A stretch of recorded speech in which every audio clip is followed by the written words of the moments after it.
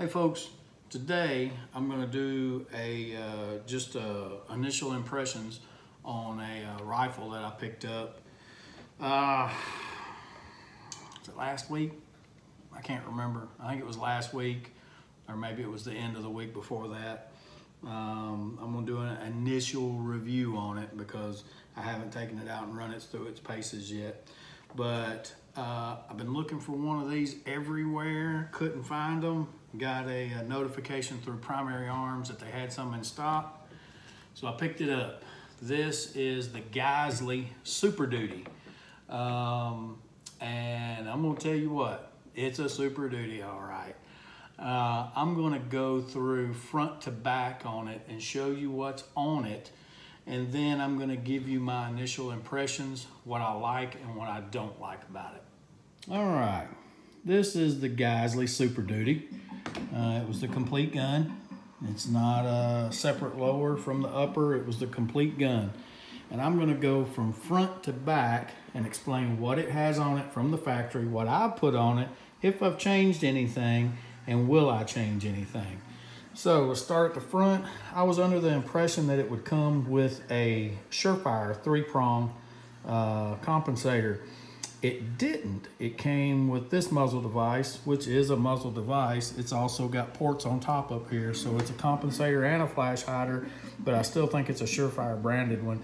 Has a PVD finish on it of some type. Not sure what the finish is, but it seems to be a PVD finish. Next, it's got the Geissele rail on it. This is their proprietary rail for their upper. If you'll look right here, it has the piece that is cut out on the upper, and the extension from the rail fits into it. This keeps it timed properly so it won't rotate from side to side. And I have to say that thing, it's not going to rotate, period. Next, we've got this would not be a mil spec. It would obviously, because it's got that difference. I think it's also got one other difference. But this is Geissele upper, Geissele lower. It did come with an ambidextrous selector switch, but I changed it for a Radiant Arms selector switch. I like it because it's a 45-degree switch, and the offside works better with my shooting finger. And I'll explain that in a minute. It comes with the maritime bolt catch. It comes with the airborne charging handle. I like it. I'm not a big fan of ambidextrous or oversized charging handles. This one's not much bigger than a standard mil-spec charging handle, but it's just enough bigger. It actually does make a pretty big difference. It comes with a standard castle nut staked on there properly, and it comes with the BCM or B5 Industries SOP mod style stock. Some things that I've put on it would be my Olight Odin. Like that light. I've shot guns with it on there. I probably got 500 to 700 rounds with this light on it. You can see the discoloration up there close to the muzzle. And it's held up good. The glass is held up good on it. Everything's held up good. I put the Troy Industry front sight. I put a Troy Industry rear sight. I put, believe it or not, Holosun on there. People laugh. They say, well, you have a $1,700 gun with a $200 Holosun on it. Well, I'm telling you, these Holosuns, a lot of bang for your buck. And until they start letting me down, I'll keep putting them on my rifles. Have my Viking Tactics adjustable sling on it. I did change the grip out. Changed it for a Daniel Defense grip. One reason I did, I like the angle of the Daniel Defense. It's not canted far back. It's more up and down. The way I hold the rifle, it helps me, and it also has an integrated trigger guard. And until you try it, you might not, and it doesn't look good. I don't think there's anything good looking about that grip at all. Do not like the rubber. But the pros outweigh the cons with this grip. And if you ever try it, you might decide you like it. I did, like I said, put the Radiant Arms ambidextrous safety selector on there. And it also comes with the Geissele 2-stage. They call it a 3.5 pound trigger. I'll get into that here in a minute. All right. Initial impressions of the gun. Solid gun, great components. This rail is very, very impressive. The way it's built, the thickness, just the heavy dutiness of it. It's a very heavy duty rail. Barrel, I shot it just a little. I hurt my back about a week ago and I hadn't been able to do anything. I put a couple of rounds through it and from what I could tell, it shot good, but I'll give you a rundown on that whenever I get up and going again. But initial impressions, quality gun, good made gun. You pay for it, but I mean, you get what you pay for. I'm gonna tell you some things that I don't like about it first. Don't like the stock. Never have liked the SOP mod style stock. I know I'm probably gonna get roasted for it. That's okay.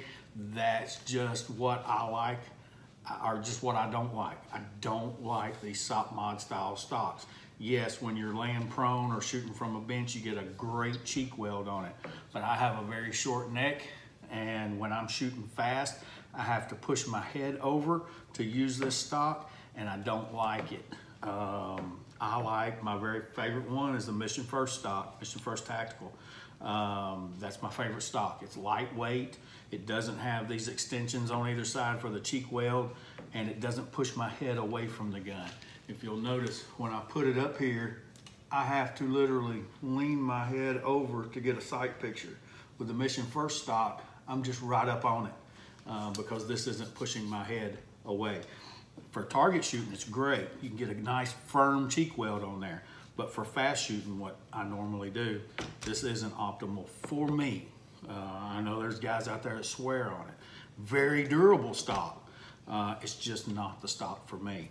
A lot of people claim that the Mission First Tactical stock isn't as durable as this one. It's not. They're absolutely right. It's not as durable as this one.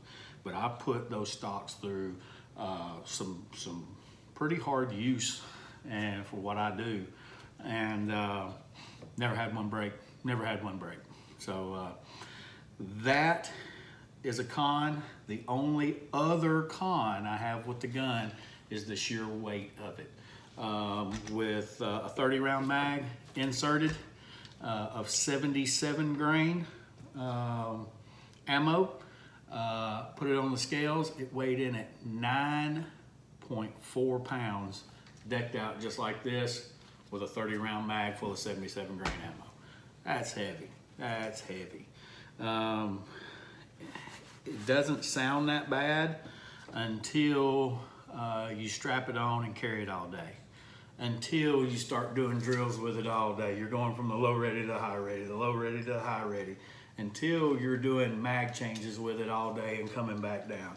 It doesn't sound like much until you start working with it constantly all day. And that extra pound or so over a comparable gun adds up over time. It really does. It mounts up. But those are the cons with the gun. What do I like about the gun? First and foremost, anybody would be crazy not to like this trigger. This trigger is fantastic. Let's put it up there. I'll show you. It is unloaded. So we got the take up right there, 2-stage. And then once you get there, nice clean break. Hardly any movement on that trigger. That trigger at the most moves a 1/16 of an inch when it breaks. Just beautiful trigger. Another pro about the gun is this charging handle, this airborne charging handle. I wasn't a big fan of extended levers. Really, over a basic mil-spec charging handle, this really isn't that much wider. The reason I don't like extended levers on my charging handle is because when you're carrying it and you have either a plate carrier on or a mag pouch carrier, that extended charging handle wants to hang up on anything you've got on your vest. This one, I don't see that as being a problem. It's really not that much wider than a stock GI style charging lever. Another thing I do like the rail. The rail is nice. It's beefy. Just from the initial look of it, it looks like it is going to be a rock solid rail. Now in return, that adds weight to the gun. Just like this stock adds weight to the gun. But this gun, it looks as close to bomb proof as it can get. I know there's other guns out there that are just as good. BCM comes to mind. You can laugh or not, Colt. Colt builds a great AR. They're 6920, 6940. I've got a 6940. I'll probably do a review on it. Those guns right there, tough as nails and 100% mil spec. Daniel Defense. I think Daniel Defense might be a little expensive for what you're getting, but it's still a great gun. There's several great ones out there. I just chose the Geissele Super Duty. It had what I wanted in the configuration pretty much that I wanted, and you get that fantastic Geissele trigger on there. But stick around next week. I'm probably gonna do, or maybe the week after, it depends on when my back gets to feeling better.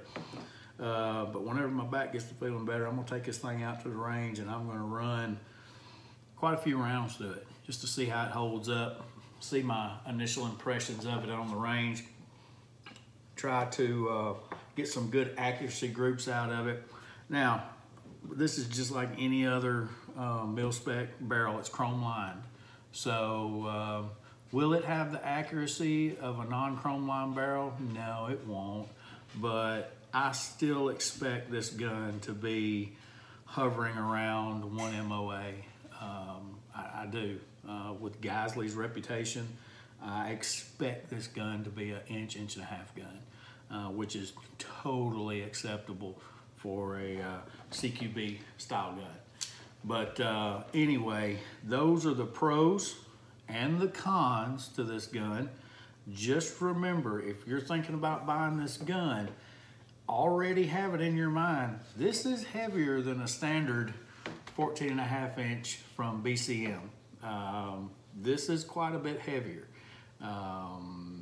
There's just no way around it.